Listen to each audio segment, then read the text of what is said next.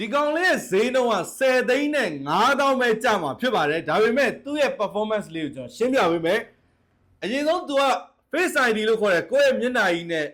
unlock လုပ်လို့ရတယ်နောက်တစ်ခုကတော့ကိုယ့်ရဲ့လက်ပွေရာနဲ့ unlock လုပ်လို့ရတယ် fingerprint ပါရတယ်နောက်တစ်ခုကအမိုက်ဆုံးကတော့ screen က touch screen ဖြစ်ပါတယ်လက်လေးနဲ့တို့ပြီးတော့တသားရ3ရုံပဲဖြစ်ပါတယ်နောက်တစ်ခုကတော့ keyboard backlight ပါမယ်ပေါ့ဗျာအဲ့လိုမျိုးထားကြတဲ့ကောင်ရဲ့ specification ကတော့ i5 8 generation RAM 8GB နဲ့ SSD 256နဲ့ဖြစ်ပါတယ်ကျွန်တော် RAM 8GB ကလည်းထပ်တိုးလို့ရသေးတယ် 8GB က slot တစ်ခုအပိုပါသေးတဲ့အတွက်ထပ်တိုးလို့ရသေးတယ်180 degree ကျွန်တော်လှန်ချလိုက်လို့လည်းရတယ်ပေါ့နော်ဈေးနှုန်းက10သိန်း9000ပဲဖြစ်ပါတယ် Full HD နဲ့တကုံမိုက်နေတဲ့14လက်မ size ရှိနေတဲ့ Lenovo ThinkPad ဖြစ်ပါတယ်တရားပိုးရအရန်လွယ်တဲ့ size လေးပါ180ခောက်ချလိုက်လို့ရတယ်အလုံးလေးနဲ့မစိုးတန့်ပါတယ်ဈေးနှုန်းကတော့10သိန်း9000မှာအမှန်ကန်6လတိတိပေးထားတယ် software နဲ့ပတ်သက်လိုက် lifetime warranty ပေးထားတဲ့အတွက်ယုံကြည်ကသုံးမှာတစ်လုံးနဲ့ရောက်ပါတယ်ကျေးဇူးတင်ပါတယ်